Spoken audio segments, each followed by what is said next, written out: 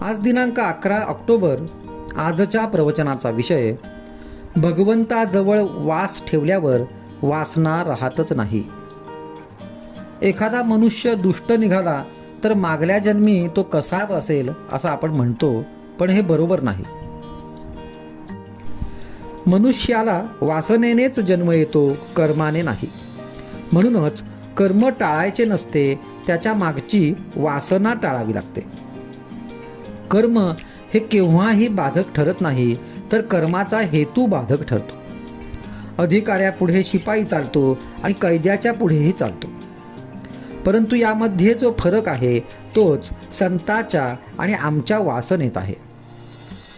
आम्ही वासनेचे खत विषयाला घालतो आणि विषयातच गुंतून राहतो. वासनेचा क्षय सत्संगाशिवाय नाही होणार. संगतीने मनावर परिणाम घडतो. वासना ही दुसऱ्या कोणत्याही उपायांनी तृप्त होण्यासारखी नसून आपण जर भगवंताजवळ वास ठेवला तरच ती नष्ट होते. वासना म्हणजे विषयाजवळचा वास ना म्हणजे नको. सकाळपासून संध्याकाळपर्यंत आणि रात्रीपर्यंत वासनेमुळे सर्व कर्म एकमेकात गुंतून गेले आहे. म्हातारे आणि तरुण या सर्वांना वासना सारखीच आहे. मी आता कंटाळलो असे म्हटले तरी वासना आपल्याला सोडित नाही आणि देह ठेवतानाही आपली वासना आपल्याबरोबर येते. परमात्मा जसा चिरंजीव आहे तशी वासना पण चिरंजीव आहे. वासनेच्या किंवा हवेपणाच्या 3 अवस्था आहेत. एक आस, दुसरी हव्यास आणि तिसरी ध्यास. आस म्हणजे वस्तू नुसती हवीशी वाटणे. हव्यासामध्ये वस्तू नेहमीच आपल्याजवळ असावीशी वाटते आणि ध्यासामध्ये त्या वस्तूशिवाय इतर काहीच सुचत नाही. मोठे झाड तोडायचे असेल तर आपण त्याच्या वरच्या फांद्या आधी तोडतो, नंतर बुंधा तोडतो. त्याचप्रमाणे वासनेचे झाड तोडण्यासाठी त्याच्या फांद्या म्हणजे आपले हवे नकोपण आधी तोडाव्या आणि शेवटी वासना मारावी. आपल्याला जे मागायचे आहे ते भगवंताजवळच मागावे. त्याने ते नाही दिले तर ते न देणेच आपल्या हिताचे आहे अशी बुद्धी उत्पन्न होईल. त्यानेच वासना मरेल आणि वासना नष्ट झाल्यावर बुद्धी भगवत स्वरूप होईल. काहीही न करता मिळावा इतका का परमार्थ सोपा आहे? त्याच्यासाठी निदान वाईट वासना तरी मारायला नको का? आणि चांगल्या वासनासुद्धा नीती आणि धर्माला धरून असतील तेवढ्याच भोगाव्या. श्रीमंतांच्या गरजा मरेपर्यंत भागत नाहीत, कारण त्यांना वासना जास्त असते. काळ हा आपल्याला आशेत गुंतवून ठेवतो आणि शेवटपर्यंत सुख न देता आपले आयुष्य संपवितो. जो जिवंतपणी वासनारहित राहिला त्याला सुखदुःख नाही. आपण आपल्याच घरामध्ये पाहुण्यासारखे वागावे. असे राहण्याने वासना क्षीण होईल. आजचा सुविचार: राम करता ही भावना ठेवून नामात राहण्याचा प्रयत्न करा, म्हणजे वासनेची नांगी मोडलीच म्हणून समजा.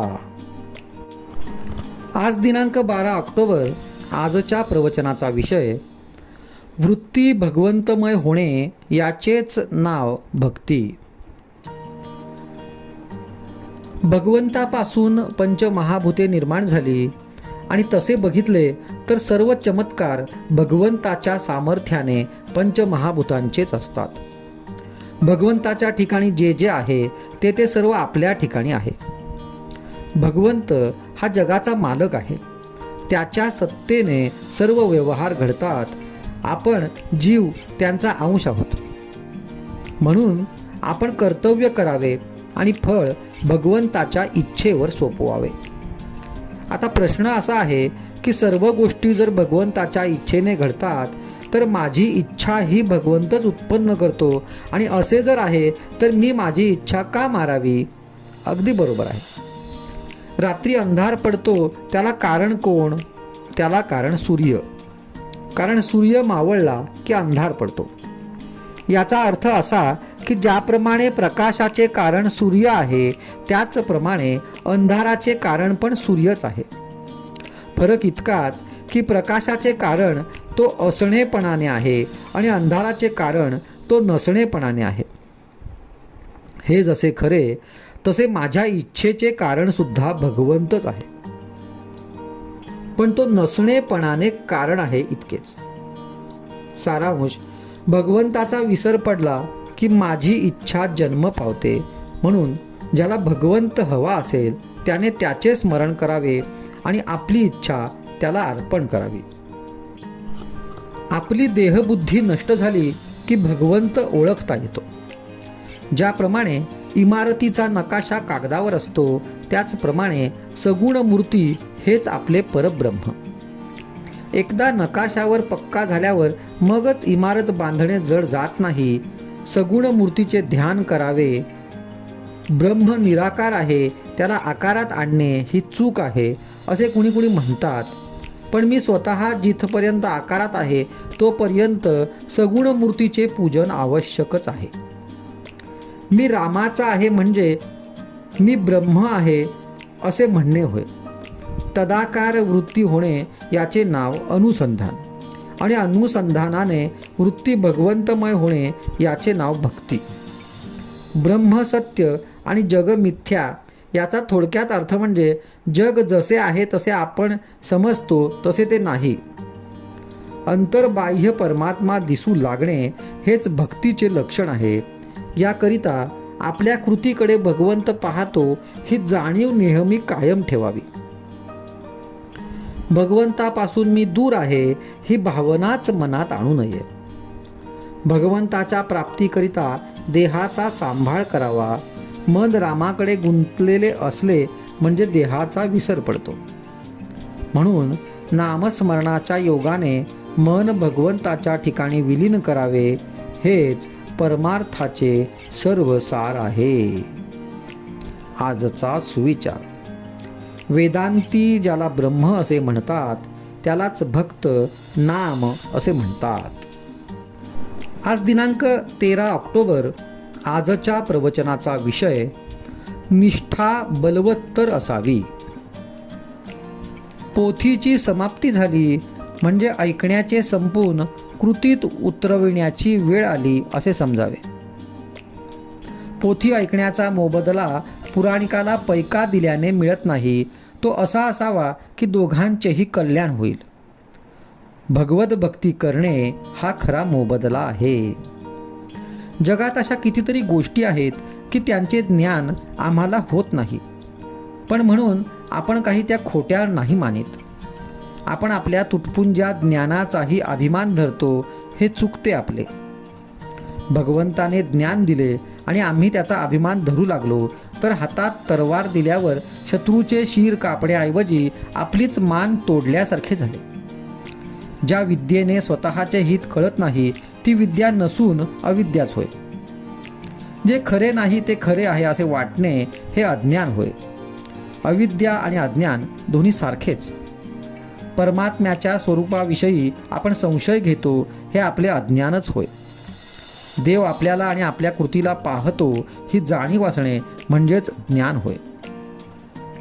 प्रत्येकाला त्याची गरज भागेल एवढे भगवंत देतच असतो.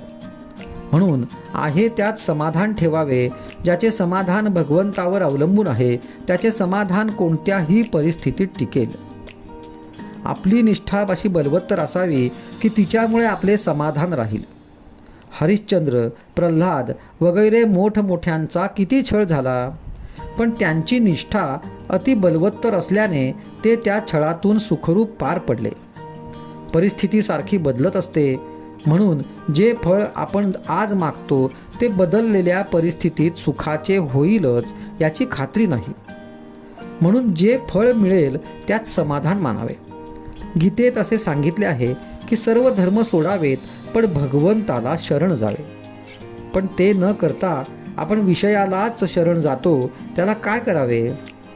अर्जुनाने भगवंताला आपल्या बाजूला घेतले आणि त्यामुळे पांडवांचे जे समाधान टिकले ते काही कौरवांचे टिकले नाही. पांडवांनी देहाने वनवास सोसला, पण मनाने त्यांनी भगवंताला भजल्यामुळे वनवासातही ते समाधानात राहिले. भगवंताच्या इच्छेने सर्व होते आणि सर्व तोच करतो अशी भावना ठेवणे यासारखे समाधान नाही. आनंद कृतीत आहे, फळाच्या आशेत नाही. नामस्मरण ही कृती केली तर शाश्वत आनंद आणि समाधान आपल्याला मिळाल्या वाचून राहणार नाही. जे घडते ते भगवंताच्या इच्छेने घडते अशा खऱ्या भावनेने एक वर्षभर जो राहील त्याला समाधान हे काय आहे ते खात्रीने कळेल. आजचा सुविचार. नाम घेताना देवाला सांगावे, प्रपंचातले मला काही देऊ नकोस, मला तुझे प्रेम दे. आज दिनांक 14 ऑक्टोबर. आजच्या प्रवचनाचा विषय, परमात्म्याचे प्रियत्व आले की जनप्रियत्व येते. परमात्म्याने आपल्याला लोककल्याणार्थ सर्व काही शक्ती द्याव्यात असे काही माणसांना वाटते. पण अमुक एका देहामार्फत लोककल्याण व्हावे अशी इच्छा का असावी? देहबुद्धी सुटली नाही असाच याचा अर्थ नव्हे का? शक्ती वापरण्याचे सामर्थ्य आपल्याला आले तर परमात्मा कदाचित ती देईलही. लहानाच्या हातात तरवार देऊन काय उपयोग? लोकांनी आपले ऐकावे असे तुम्हाला वाटते, पण अजून क्रोध अनावर आहे, मन ताब्यात नाही असेही म्हणता. तर आधी आपल्या विकारांवर, मनावर छाप बसवा आणि मग लोकांबद्दल विचार करा. तुम्हाला जनप्रियत्व पाहिजे ना? मग जनांचा राजा परमात्मा त्याचे प्रियत्व संपादन करा, म्हणजे जनप्रियत्व आपोआपच येईल. तुम्हाला लोक वाईट दिसतात, पण त्यांना सुधारायला जाऊ नका. तुमच्याच मनात वाईट आहे म्हणून लोक तुम्हाला तसे दिसतात. स्वतःला आधी सुधारा, म्हणजे कुणीही वाईट दिसणार नाही. लहान मुली बाहुलीबरोबर खेळतात, तिला जेवू घालतात, निजवतात. त्यांना ठाऊक असते की ही निर्जीव आहे, पण भावनेने तिला सजीव कल्पून तिच्याशी त्या खेळतात. तुम्हीही अशी भावना का करीत नाही की परमात्मा आपल्याशी बोलतो आणि आपणही त्याच्याशी बोलतो? ही भावना जो जास्त दृढ होईल तो खरोखर तो तुमच्याशी बोलू लागेल. मनातून आपले नाते भगवंताशी ठेवावे. आपले सगळे जीवन जर भगवंताच्या हाती आहे तर जीवनातल्या सर्व घडामोडी त्याच्याच हातात असणार. आपण सात्विक कृत्ये करतो पण त्यांचा अभिमान बाळगतो. सात्विक कृत्ये चांगली खरी, पण त्यात अभिमान ठेवला तर फार वाईट. एक वेळ वाईट कृत्ये परवडली, केव्हा तरी त्यांचा पश्चाताप होऊन मुक्तता तरी होईल. पण सात्विक कृत्यातला अभिमान कसा निघणार? मी आप्तइष्टांना मदत केली आणि आप्तइष्ट म्हणू लागले की यात काय केले? परमात्म्याने त्याला दिले म्हणून त्याने मदत केली. हे ऐकून मला वाईट वाटते. इथे वास्तविक पाहता परमात्मा त्यांना आठवला आणि मी दिले असा अभिमान धरून वाईट वाटून घेतो. परमात्म्याने त्यांना माझ्या हाताने दिले हीच सत्य स्थिती असताना मला वाईट वाटण्याचे कारण काय? म्हणून परमात्म्याच्या इच्छेने सर्व घडते आहे ही भावना ठेवावी. आजचा सुविचार. आपले जीवन देवाच्या हाती आहे आणि देव नामाच्या स्वाधीन आहे. आज दिनांक 15 ऑक्टोबर. आजच्या प्रवचनाचा विषय, लीन माणसाला भगवंत लवकर साधेल. नामस्मरण करायचे ते अभिमान टाकून करीत जावे. परमेश्वराला अनन्य शरण जाऊनच त्याचे नाम घेत जावे. पुष्कळ वेळा आपण साधन करू लागलो म्हणजे आपल्याला अभिमान चढू लागतो आणि त्यामुळे साधन व्यर्थ होते. संताकडे जाताना आपण मनामध्ये काही एक बरोबर घेऊन जाऊ नये, किंवा काही नेलेच तर भगवंताचे प्रेम न्यावे. आपण प्रपंचाचे प्रेम आणि अभिमान बरोबर घेऊन जातो आणि मग एकावर एक लिहिलेले जसे वाचता येत नाही तशी अवस्था होते. एखादी वस्तू आपल्याला हवी असे वाटल्यावर आपण तिच्या प्राप्तीविषयी विचार करू लागतो. म्हणूनच पहिल्याने भगवंत हवा असे आपल्याला वाटले पाहिजे.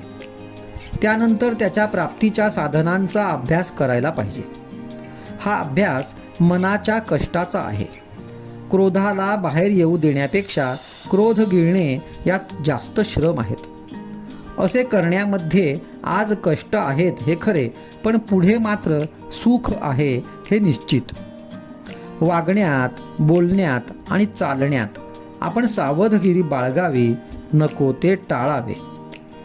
अनन्यतेला पैसा लागत नाही, विद्या लागत नाही, त्याला फक्त आपली अभिमान वृत्ती बाजूला ठेवावी लागते.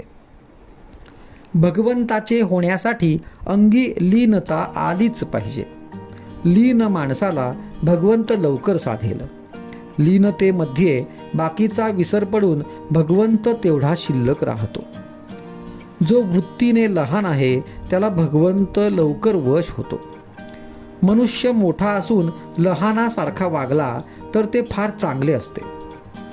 मनाने मात्र आपण बळकट बनले पाहिजे. आपण स्वतःशी 24 तास उघडा व्यवहार करावा. भगवंताने आपल्याला केव्हाही जरी पाहिले तरी आपल्याला लाज वाटता कामा नये. आपले वागणे असे असावे की भगवंताची आस मनामध्ये वाढत जाऊन तिचे पर्यवसान ध्यासामध्ये व्हावे. रात्री जे स्वप्न पडावेसे वाटते ते दिवसभर करावे. यासाठी आपली वृत्ती नामामध्ये गुंतवून ठेवावी.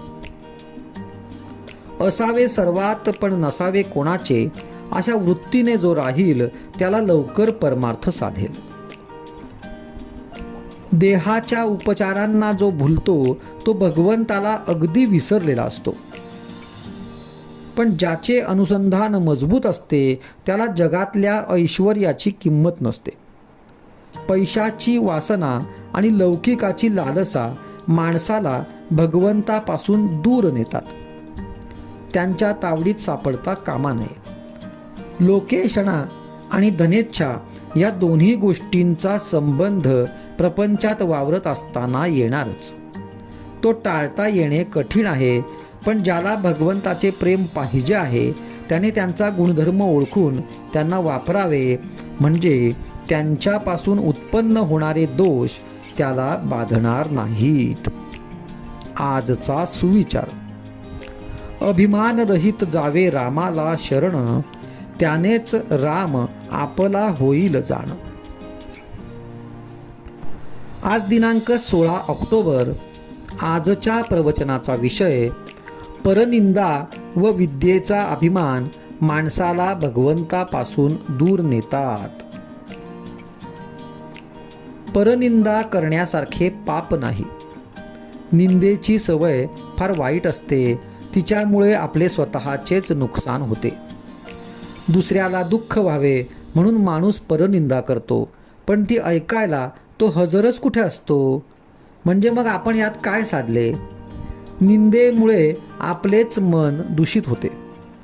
दूषित मन किंवा दुष्कर्म हे माणसाला परनिंदेला प्रवृत्त करतात. ज्याला परनिंदा गोड वाटते त्याने समजावे की आपल्याला भगवंत अजून फार दूर राहिला आहे. तिखट तिखटाप्रमाणे लागू लागणे ही जशी सापाचे विष उतरल्याची खूण आहे, त्याचप्रमाणे परनिंदा गोड वाटेनाशी झाली की देव जवळ येत चालला आहे असे समजावे. म्हणून ज्याला स्वतःचे हित करून घ्यायचे असेल त्याने परनिंदा सोडून द्यावी आणि जिव्हा नामाला वाहावी. भगवंताच्या मार्गाने जाणाऱ्याने दुसऱ्याच्या ठिकाणी दिसणाऱ्या दोषांचे बीज आपल्यामध्ये आहे हे ध्यानात ठेवून वागावे आणि अवगुणांचे तण आपल्या अंतःकरणातून काढून टाकून तिथे भगवंताच्या नामाचे बीज पेरावे. पुष्कळ वेळा आपले दोष आपल्याला कळतात, ते भगवंताच्या आड येतात हे देखील कळते, पण त्याला आपला इलाज नसतो. उदाहरणार्थ, काही लोकांची दृष्टी फारच बाधक असते. एखादी चांगली वस्तू किंवा गोष्ट त्यांनी बघितली की ती बिघडते. असे दोष पुष्कळ वेळा ज्याचे त्याला सुधारता येत नाहीत. पण सत्संगती जर लाभली तर मात्र असले दोष देखील सुधारतात. हाच संतांच्या संगतीचा महिमा आहे. मनुष्य स्वभावतः आपले दोष वाढविण्याचा प्रयत्न करीत असल्यामुळे त्याचे जीवन सुखमय होत नाही. तो दुसऱ्याला त्याचा दोष दाखवून देईल, पण त्याला स्वतःला आपला दोष कळणार नाही. विद्या ही बरेच वेळा मनुष्याला भगवंतापासून दूर नेते. वारकरी पंथातले अडाणी लोक विठ्ठल विठ्ठल म्हणता म्हणता भगवंताला ओळखतात, पण शहाणे लोक परमार्थाची पुस्तके वाचूनही त्याला ओळखीत नाहीत. घरात बदाम आणि खारका यांची पोती भरून ठेवली तरी ते पदार्थ जोपर्यंत हाडामासात जाऊन रक्तामध्ये मिसळत नाहीत तोपर्यंत त्यांचा उपयोग नाही. त्याचप्रमाणे पुस्तकी ज्ञानाचे पर्यवसान आचरणात झाले नाही तर ते व्यर्थ जाते. भगवंताकरिता कुणीही कष्ट करू नका. कष्टाने साध्य होणारी ती वस्तू नव्हे. ती वस्तू सात्विक प्रेमाने साध्य होणारी आहे आणि प्रेमामध्ये झालेले कष्ट मनुष्य चटकन विसरून जातो. तुम्ही भगवंताच्या प्रेमाने अगदी भरून जा. आपापसात प्रेम वाढवा, म्हणजे मग सर्व जग आनंदमय प्रेममय दिसू लागेल आणि शेवटी तुम्हाला स्वतःचा विसर पडेल. आजचा सुविचार: निंदा ही आपल्या साधनाची होळी करते. आज दिनांक 17 ऑक्टोबर. आजच्या प्रवचनाचा विषय: अनन्यतेतच भक्ती जन्म पावते. भगवंता वाचून भक्ती होत नाही. ज्याप्रमाणे सौभाग्यवती म्हटली की तिला नवरा असायचाच, त्याचप्रमाणे भक्ती म्हटली की तिथे भगवंत असलाच पाहिजे. भगवंत हा भक्तीचा प्राण आहे. भक्ती आणि माया दोघी भगवंताच्याच स्त्रिया आहेत, पण म्हणून त्या सवती आहेत. दोन सवती एके ठिकाणी सुखाने नांदत नाहीत, हा जगाचा अनुभव आहे. मायेला बाजूला करायची झाल्यास आपण भक्तीची कास धरावी, म्हणजे ती मायेस आपोआप हुसकवून लावते. मायेचे वर्चस्व नाहीसे झाले की आपले काम होऊन जाते. तालमीत जाणारा आणि तालमीत न जाणारा यांच्यामध्ये थोडा तरी फरक दिसायला पाहिजे. तालमीत जाणाऱ्याच्या शरीरावर थोडा तरी पीळ दिसायला हवा ना. तसेच जो भक्ती करतो त्याच्या वृत्तीमध्ये थोडा तरी फरक पडला पाहिजे. आपल्याला जर विद्या पाहिजे असेल तर आपण विद्वानांची संगत धरली पाहिजे. त्याचप्रमाणे आपल्याला भक्ती आणि आनंद पाहिजे असेल तर आपण भगवंताची संगत धरली पाहिजे. सर्व सृष्टी रामरूप दिसणे हेच भक्तीचे फळ आहे. याकरिता अनन्यतेची अत्यंत जरुरी आहे. अनन्यतेतच भक्ती जन्म पावते. द्रौपदीची अनन्यता खरी. भगवंताशिवाय मला दुसरा कोणताच आधार नाही याची खात्री पटणे हेच अनन्यतेचे स्वरूप. माझी प्राप्ती करून घ्यायची असेल तर भक्ती हेच साधन आहे असे स्वतः परमात्म्यानेच सांगितले आहे. जसे नामस्मरण विस्मरणाने करता येत नाही, त्याचप्रमाणे भक्ती अभिमानाने करता येत नाही. समजा एखाद्या माणसाचे लग्न झाले, तो काल ब्रह्मचारी होता आणि आज गृहस्थाश्रमी झाला, तरी त्याच्या जीवनातले इतर व्यवसाय चालूच राहतात. त्याचप्रमाणे आपण भगवंताचे झालो तरी आपले प्रपंचाचे सर्व व्यवहार पूर्ववत सुरळीत चालतात. जी जी गोष्ट घडेल ती ती आपण भगवंताला सांगावी. भगवंताच्या अस्तित्वाची जाणीव ठेवण्यासाठी भगवंताला सांगून प्रत्येक काम करावे. भक्तीने भगवंत साधतो आणि फलाशा आपोआप कमी होतात. म्हणून आपण उपासना किंवा भक्ती वाढवावी. मी देही आहे असे म्हणता म्हणता आपण या देहाचे झालो, त्याचप्रमाणे मी देवाचा आहे असे म्हणत गेल्याने आपण देवरूप होऊन जाऊ. पण हे होण्यासाठी सगुणोपासनेची जरुरी आहे. रस्ता चालून गेल्याशिवाय जसे आपले घर गाठता येत नाही, त्याचप्रमाणे सगुणोपासनेशिवाय आपल्याला उपाधिरहित राहता येणार नाही. राम करता आहे ही भावना म्हणजेच सगुणोपासना आणि हेच खऱ्या भक्तीचे स्वरूप आहे. तू जे देशील ते मला आवडेल असे आपण भगवंताला सांगावे आणि माझ्या देवाला हे आवडेल का अशा भावनेने जगात वावरावे. आजचा सुविचार.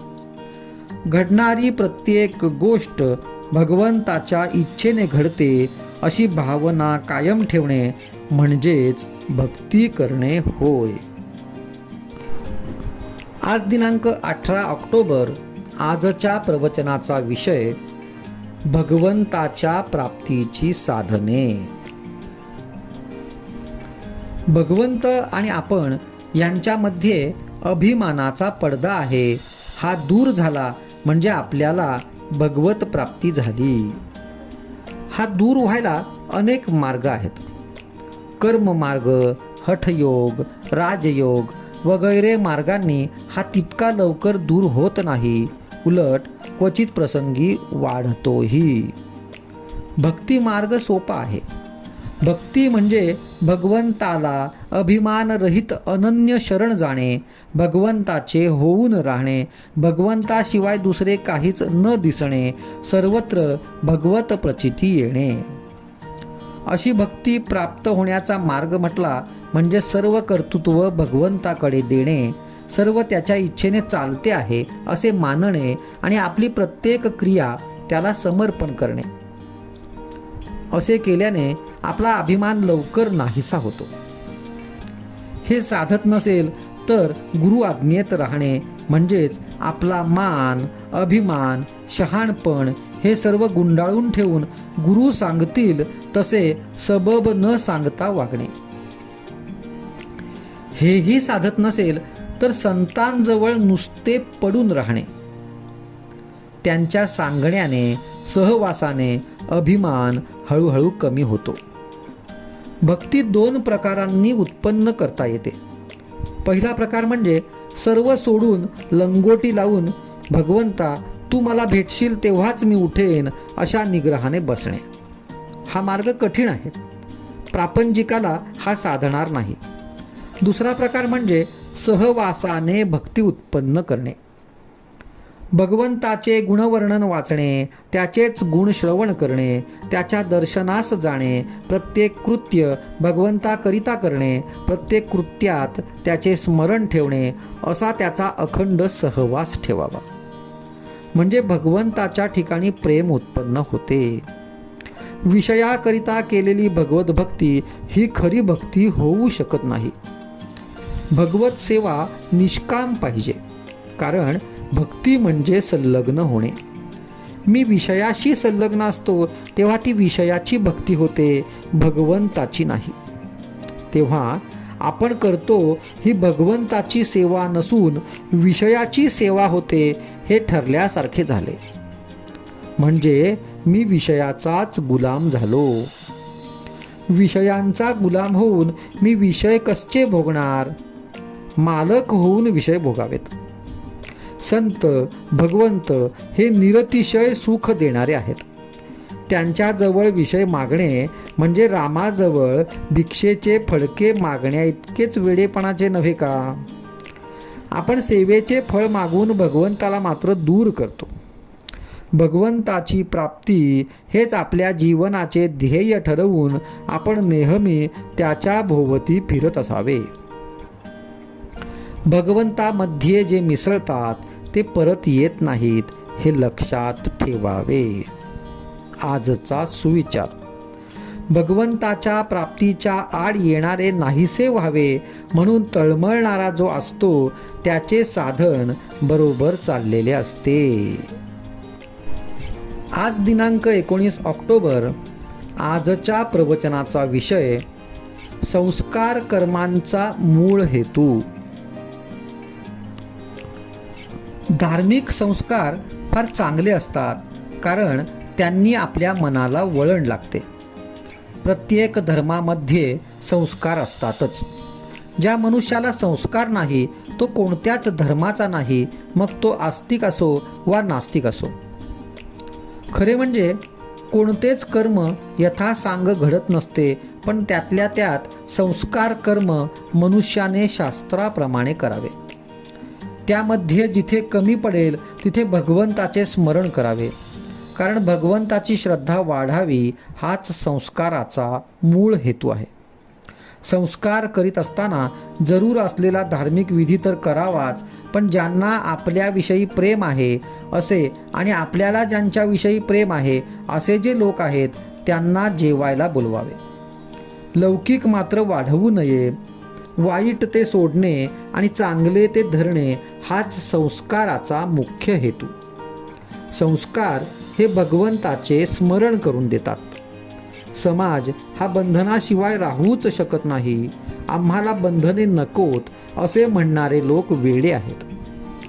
बंधनांमुळेच आपल्याला धर्माला सनातनत्व आले आहे. म्हणून बंधनांना अतिशय महत्त्व आहे. धर्म हा कधीच बुडत नसून बंधने बुडत जातात. सध्या बंधने बुडत चालली आहेत. पूर्वी धर्मावर श्रद्धा होती म्हणून इतक्या सुधारणा नसून सुद्धा स्वास्थ्य होते.